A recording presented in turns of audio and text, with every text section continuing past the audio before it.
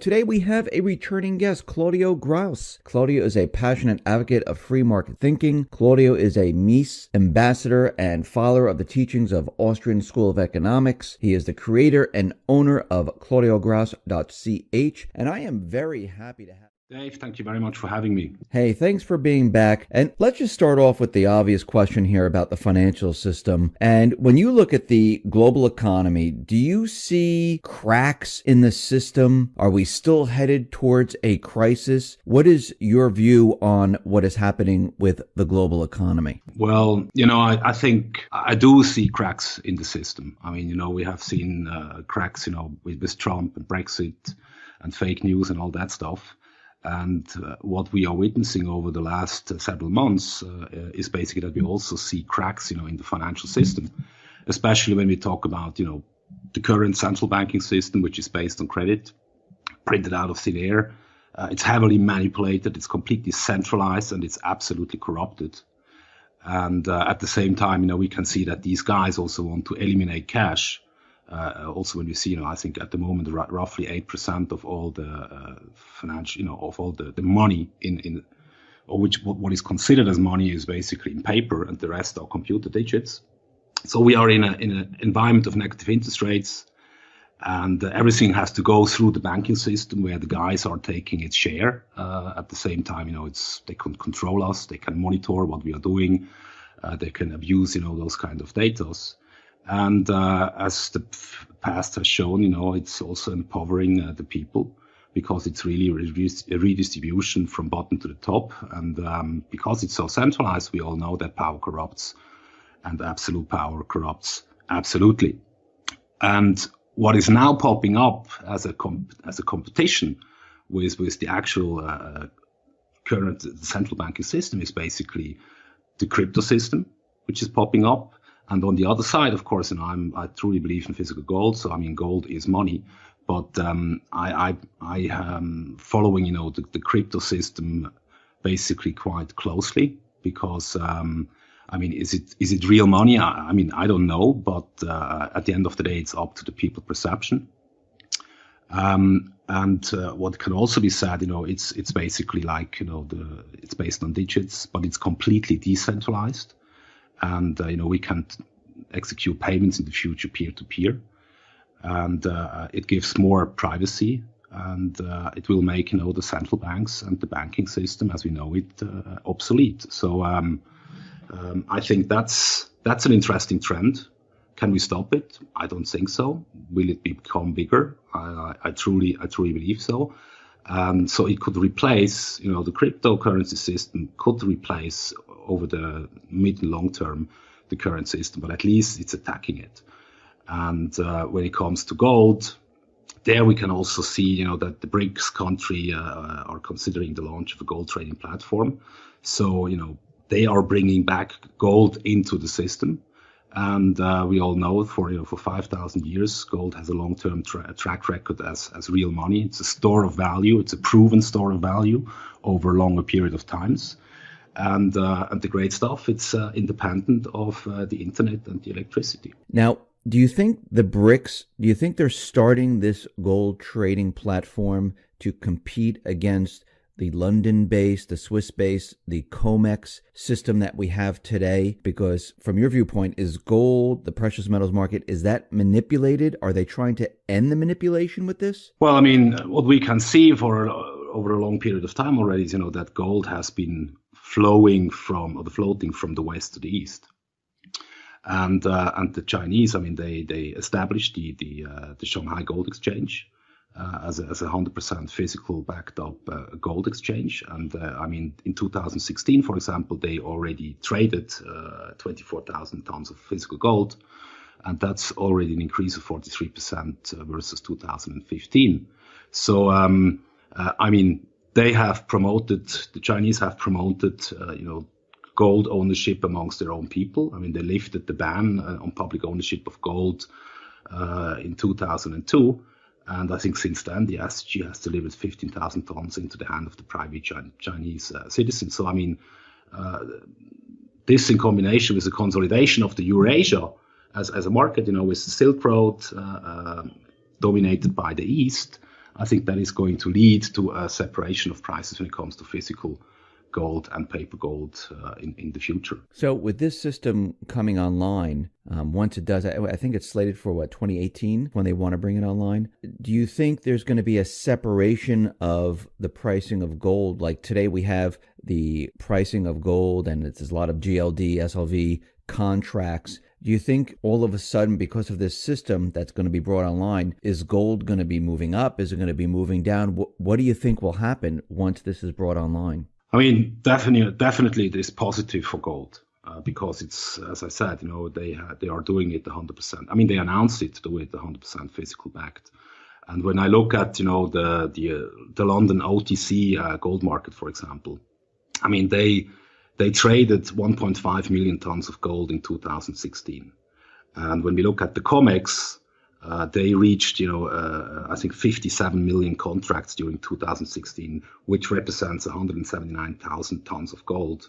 And when we now take into consideration that only approximately 180,000 tons of gold have actually been mined up to today, I mean, it just shows how huge, the paper scam is in the Western world. And we also know that roughly 99% of all those trades are settled in cash and not physically. So when the East, which basically represents, the BRICS, I mean, this is a deal which is being implemented for the BRICS countries. I mean, they already amount for 40% of the world population, and they have also around 23% of the world domestic product. So, I mean, this in combination with the pricing oil in yuan, using a gold-backed futures contract in Shanghai, is definitely something which is extremely positive for the price of physical gold. And we don't know yet, I mean, how the markets are going to react. Maybe, in the Western world, they might still trade paper, and the paper price can go, down lower. But if somebody really wants to have then physical gold in the future, I think then the physical price is going to separate from the paper price in the West. Now, we understand that Russia and China, like you said, they've been accumulating gold for quite a while, and they have quite a bit of gold right now. Do you think, I mean, when I look at it, it looks like they're setting themselves up to maybe start a gold standard or something in that realm? Is that what you're seeing? Yeah, I mean, the future, from my point of view, I mean, it lies in the East anyway, because, low taxation, they have higher savings, and the population is really eager to increase their living standards. So, I mean, China already exports more into the Asian markets than to the United States. And therefore, they established this Asian Infrastructure Investment Bank, the New Development Bank. So they are really setting up an alternative to the post-Bretton Woods establishment. So I would call it, if they establish that what they have announced, then from my point of view, it's really becoming kind of gold standard 2.0, and Eurasia and the East is definitely going to increase importance, and is basically directly attacking the US dollar monopoly when it comes to the dominance of the world. Now, I wanted to just get into Bitcoin for a sec here, or the crypto market. Now, you said the bankers, they're a little bit worried about the crypto market. Can you elaborate on why you think they're worried about the crypto market? Well, I mean, I just know. I know that the bankers, they're also entering, the crypto market. They want to have in the future. I mean, I heard that they want to have in the future also their own cryptocurrency. I mean, they just realized. I think, on the one hand side, I truly believe we're going, with all these cracks, what we have discussed before, I truly believe we are moving towards a more decentralized system. And I think the banks, they also realize that they have to hop on that train. And that's why they also come up with their own potential cryptocurrencies in the future. Because they just see, because the internet and in the combination with the blockchain and the cryptocurrencies, that's something which definitely can replace the current system. And so they most likely don't want to give up without trying as well to get a portion out of it. But we'll see how it will play out. I mean, even though the central bankers they're trying to get their hooks into the blockchain system, but the whole system is decentralized. I mean, is there any reason to have the banking system if we do move to maybe some type of crypto market or something like that? I mean, what would be the purpose of the central bank or the banking system? Do we even need them? Well, I don't think so. I mean, they might come up, if they come up with a US dollar cryptocurrency, and as long as that cryptocurrency can compete with other privately created cryptocurrencies, then I don't think that anyone would basically go for a US dollar cryptocurrency, because most likely that will also be a kind of a closed system that you just use that technology within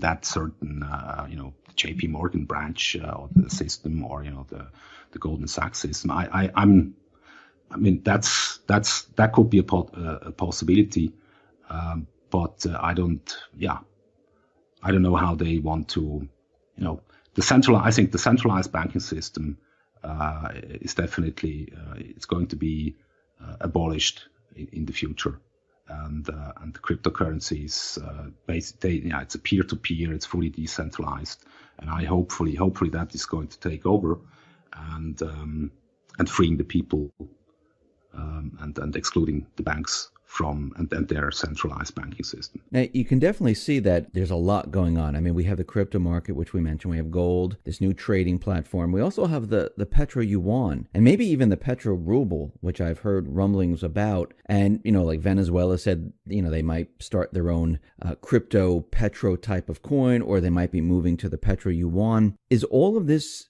I mean, do you think this is all being done to challenge the dollar, to move away from the dollar? Well, I think that's a reaction to it, of course, because right now, I mean, still, the dollar is the most important reserve currency. I think more than roughly 65% of all the monetary reserves are kept in US dollar.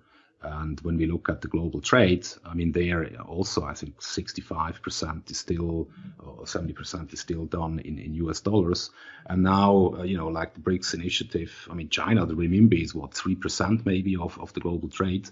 But they just realized, if they want to gain a bigger share, they have to achieve a higher trust into their own currency. And that's why we can see that the East is backing it up with physical gold. So it's really, I mean, it's a huge bubble in the Western world, and I truly believe that also the US dollar is one of the biggest bubbles that we can find. And I think more and more people are realizing, and they're not happy, with the combination of negative yields, or and they also this massive political risk around the world. So I think we see a lot of moves away from traditional currencies, and that's basically bad for the US dollar as the dominating world currency. But it's good, for alternatives, and at the end of the day, for real money, which is physical gold and silver. So do you think that the central bankers, do you think they're losing control right now? Yeah, I mean, the more you are centralizing in a centralized system, the more fragile the whole stuff becomes. And what we have witnessed over the last 10 years is basically, they just lower the interest rates. They try to solve a debt crisis by adding more or piling up more debt. And right now, I mean, what can they do? I mean, they injected, in 2008, we stood at 140 trillion of debt. Now we're standing at 220 trillion of debt. So it's just exponential growth. Nothing has been solved. We see that in the real economy is going down. We see more zombie companies popping up, which are just kept alive because they have debt, but they're not productive. So, the unemployment rate, if you don't use, the fake statistics by all the government agencies, basically on a global scale, which just see, it's not getting better. And we still, we only have asset bubbles, the bubble which is getting bigger and bigger and bigger. And I mean, the higher it gets, the deeper the fall. And what, now they're trying to lift the interest rates a bit, 0.25%. I don't know if they can, increase it over, I don't know, more than, I don't know, 0.5%, but it will definitely have an impact. And at the end of the day, it's people perception. And so the next market crash is basically, I mean, it will be there. It's coming. We don't know yet exactly when, but I mean, we are living in a big illusion, and we are living on a huge mountain of debt and promises by the government, because that's all what our fiat money represents. And they cannot. Central bankers are not in control. They can manipulate the market up to a certain extent, but one fine day, the reaction is coming, and I think that's why we see all those shifts. That's why we see new currencies popping up. That's why we see these initiatives in the East, and I truly believe that also we're going to see higher prices in physical gold than in the future, and one fine day central bankers are just going to lose control completely, and then that's it. Are you worried about the central bankers, or maybe even the elite, the cabal? Many people have different words for them, doing something to regain control, maybe an event or a war. Are you worried about them, going to the extreme of trying to take back their control? I mean, okay, in the past, history is our guide. I mean, when you had, those kind of tectonic shifts, which we are witnessing also right now, at the end of the day, it always ended up in war. And I really hope that it's not, that there's not going to be another big war in the future. So we don't know. And at the same time, of course, if these guys in power, when they realize that they're losing power, and when they see that everything goes towards more decentralization and secession and splitting up their power, they as a reaction, no one wants to lose power, especially when it comes to those sociopaths. And they most likely will try to keep stuff together, which wants naturally to separate. So it's possible that they try to increase security, taking away further of our liberties. But at the end of the day, it's the people make the next change is not coming from the top. I mean, the next change is coming from the people when they realize that they don't need rulers, and when they realize that they can think for themselves independently, and that it's all about life, liberty, and the pursuit of happiness, and that in the current system, this is basically not possible. But for me, it's really a kind of end game. Also, I don't know, of course, how long it will last, but the trends are clear, and that's why we had Brexit, that's why we had Trump, that's why we have these secession movements, the fake news debate. So people are becoming much more independent, and some people are starting to question, the actual system, and I think that's a great development. Now, you mentioned that this next move, this next transition will be driven by the people. Now, if it's driven by the people, are we still going to go through a period of time where it's going to be difficult? Because we're coming off one system and we'll be moving on to another system. Do you think we're going to have problems where people won't be able to get certain types of merchandise like food, supplies, and will trucks run? Because how, in your mind, how is this all going to work out as we move through a transition? I mean, for the majority, a hyperinflation or a deflationary collapse, which will be the outcome of the within the near future, within the future. It's never nice, but that's why I think it's so important that we really today that we can talk about different ideas, talking about different concepts, being open when it comes to alternatives to the actual system, so that, and also that people realize that they really have to prepare themselves. I mean, that's how I entered into that business, because I'm married, I have 2 children, and when I realized how this system is working, and I'm coming from the monetary history side, I knew, okay, I mean, the way I can protect myself is basically by buying physical gold and silver and storing, because it's impossible to print wealth out of nothing. And we are doing that now. I mean, especially since 1971, since Nixon went off the gold standard. And so even when we look into the average lifetime of a pure fiat money system, that always lasted approximately 50 years. So I think, there are so many, everything starts and ends, it's all a cycle. Everything is moving in cycles. And, even I truly believe we reached the end of the long-term debt cycle. And at the end of the day, people have the internet, people can inform themselves, people can start thinking for themselves to really question what's going on.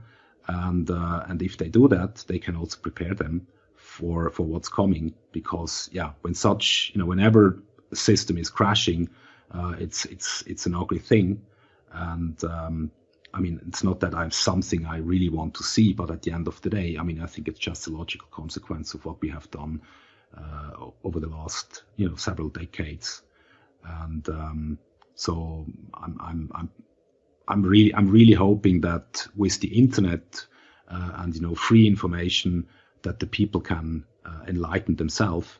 And that's why it's also so important that we avoid those political correctness, because which basically is nothing more than a mind control, so that people cannot enlighten themselves because they're not allowed to debate freely, what they are thinking and what they are, the way they look at certain topics. Now, for those people who have, all their wealth or whatever they have still in paper currency, or they have retirement accounts, when we go through this transition, are people going to lose some of their wealth? It's all. It's paper asset. It's driven by credit injected into a system. When we look at this retirement, all those unfunded liabilities, all those promises by the government. Even Professor Kotlikoff, he came up a long time already in the past. That the official debt of the United States, for example, is 20 trillion. And the unofficial debt is somehow 200 trillion. And now we have, baby boomers being retired on a daily basis in the amounts of 10,000. So that's the whole Ponzi scheme. So of course, if people trust in the government that the government is going to take care of them and that they keep their promises, I think that's really the wrong way to do it. And we have, for everything, we have an insurance. So we definitely should also look into an insurance for ourselves. And I think the most stable and the best insurance over the past, which always showed how strong it is adding some physical gold, physical silver, and put it on the side as your insurance against the crash of the system. Now, what do you say to those people who say that, oh, look, gold and silver, it hasn't moved anywhere for years and years, and how is that going to protect me? If it's been 1100, 1200, it's gone down a little bit. What do you say to those people that say, I'm a little bit leery about getting gold and silver? Well, first of all, I will tell these guys, read some stuff, read some about monetary history. You need to understand what you're investing in, because our paper money system, our actual system was built up on physical gold, for example, and physical silver. So I always look at the actual monetary system. For me, it's an inverted pyramid, and on the very bottom there you still have physical gold and physical silver, because it has no counterparty risk. It's not a liability. It has an intrinsic value, which has been.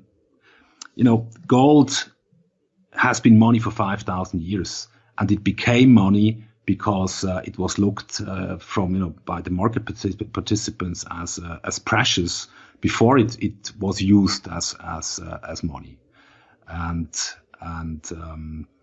now, because gold is the barometer that also shows that there is something wrong with the economy. When the gold price is rising, then everyone on the street realizes that there is really something wrong. That's why it was always so important to keep the gold price lower. And when we look at, I started buying gold in 2004. The ounce was there, $280, $290.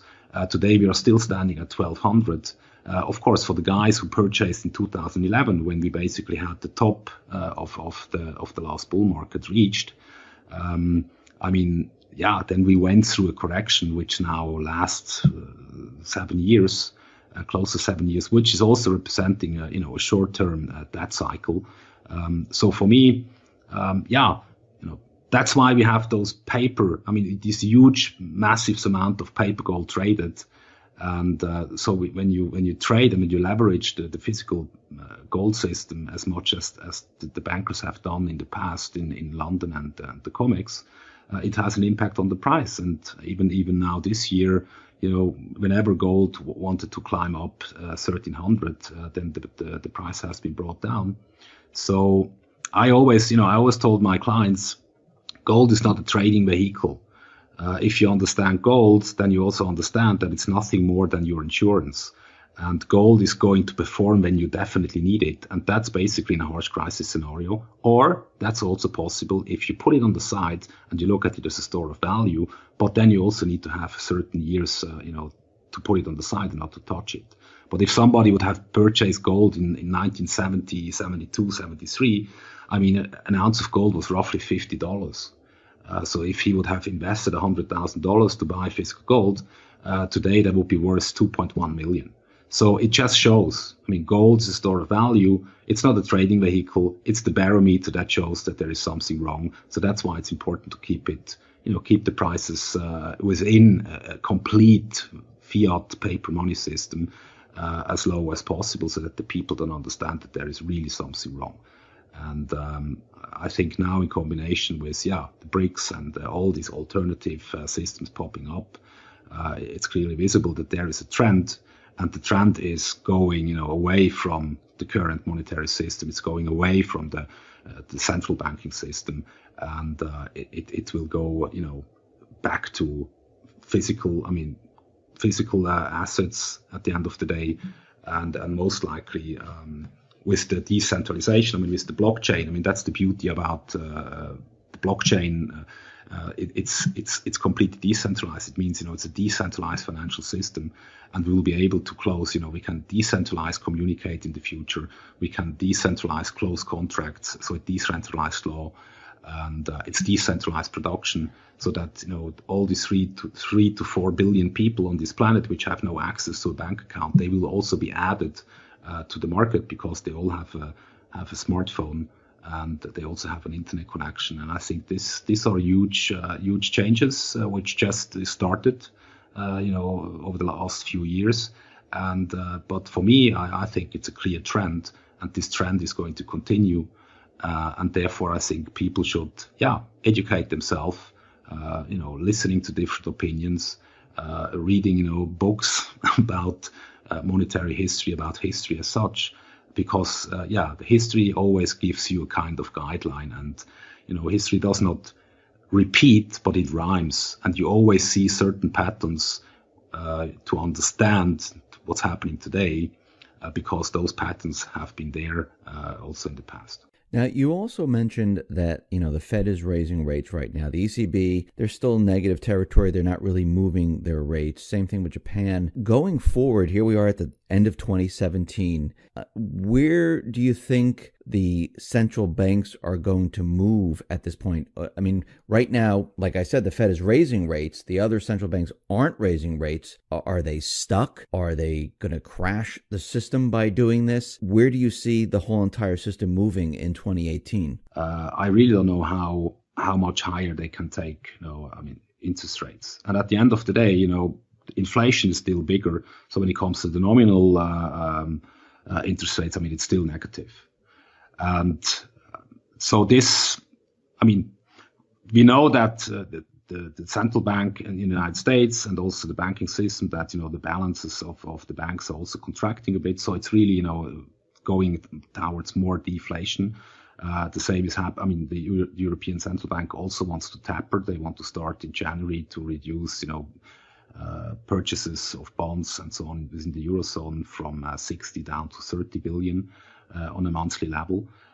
So these are all steps already into a kind of correction, and I think these guys, they just try to see how much it can last, because they had to increase interest rates, because people even in the financial system, they are calling the guys that they have. It doesn't make sense that when you put $100,000 in the bank account, or let's say in Switzerland, for example, 100,000 on the side, that you receive 98 or 99,000 in 1 year's time, and that all the basis for a sound economy is savings and investment, but definitely not debt and consumption. And so I think the central banks, they just had to try, they have to increase the interest rates because otherwise they would lose complete their reputation. And but as I said, because the debt is so huge, I don't know how far they can take it up, because if they go up, they will reach a certain level when they go. I mean, like we have seen in 2007, 2008, when I think we were 5% or something.